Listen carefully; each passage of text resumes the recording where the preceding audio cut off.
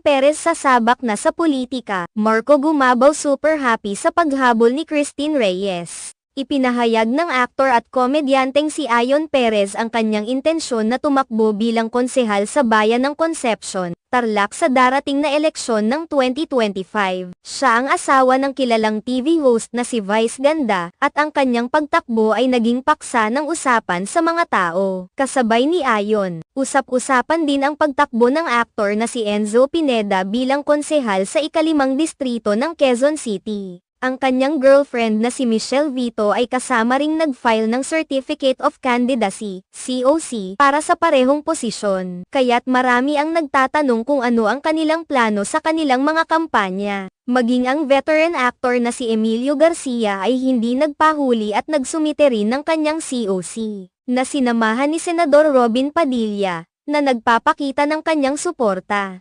Ang